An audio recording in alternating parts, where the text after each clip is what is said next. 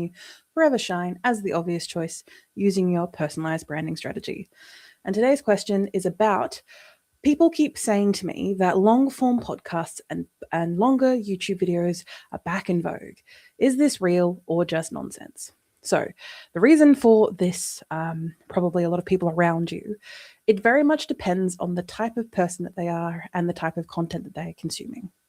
A lot of people have very much swung the pendulum back from consuming only short form content to slowing things down and consuming longer form content. These are your video essays, these are your podcasts, these are your real deep dives into a subject, mainly because we've all seen the negative consequences of a short form video and the short form video plague almost, where most, if not all, of the context is dropped and you don't really learn much about the subject that you are trying to invest in, or you get a lot of misinformation. Now, I'm not saying that you don't get misinformation from the longer forms. We'll have other discussions about that. And the reason for that is because obviously people want to learn, people want to find what they find interesting about these particular subjects. And also, it's very much dependent on the type of person that you are. A lot of older generations are moving towards the longer form, say, podcasts and YouTube videos, because that is what they have gotten used to, and their attention is enough for while they do other things.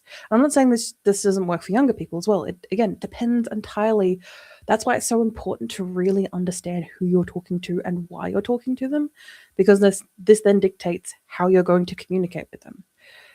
And say, for example, the reason that I'm doing these daily live streams is a way of being able to answer a straightforward question and have my issue is not necessarily about the content itself. It's more making sure it gets out there and it's seen by people and understood by my target audience, which is you, hopefully. Hi, feel free to comment. But when it comes to for you and your situation, it very much depends on two factors. I like to put this in the two factors of the people that I work with. It falls into who your people are and what values do they hold. Now, that second one may seem a little bit odd as to what values do they hold, though it doesn't matter what they ultimately consume. Well, it does, because are they the types of people that prefer to read, a newsletter or a Substack over their morning coffee? Are they people who like to listen to podcasts as they drive or do errands?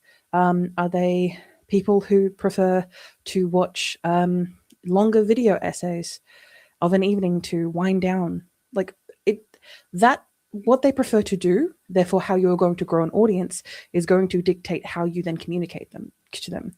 If you are, say, for example, someone who is working in an industry that, you need to get the attention of teenagers, well, I would start by talking to teenagers and address yourself as to who is actually making that decision for you.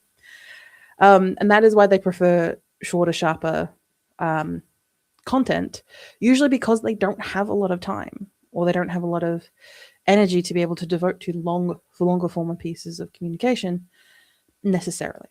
Now, of course, I'm making a whole bunch of justifications here, a whole bunch of maybes, ifs, whats, it depends, because it does. It will entirely depend on the people that you are targeting and why you are targeting them in the first place. So if you've got people around you saying that these are the types of content that they consume and you are trying to talk to more people like them, listen to what they have to say. And if they are friends and family and just let you know that, hey, I listen to long form podcasts and YouTubes, and maybe you're unaware of that as a potential option, and you find that you try it out, experiment, as we talked about a couple of days ago, and you enjoy it, awesome, great. You've got something as a tool that you can develop over time. You've got an asset you can build, but also you've got a way of communicating with your audience that you can use in repurpose in multiple different ways. And that's awesome. You're doing something that you like doing or like experimenting with. That's not going to be the same for everything, but that's going to be something that you can do to build your personal brand and help the people that you are there to help. Win-win. But if that's not the case and you prefer shorter, sharper videos, good, try that too. Again, it always depends on who you're talking to, why you're talking to them, and the values that you share. Because those three things are going to dictate what you do. Not just marketing and spreading your message out there, but the decisions that you make, the business decisions that you make, the community that you cultivate is going to base on these three things. So I'll see you tomorrow for Seen Not Sorry, where we'll talk about building something online that lasts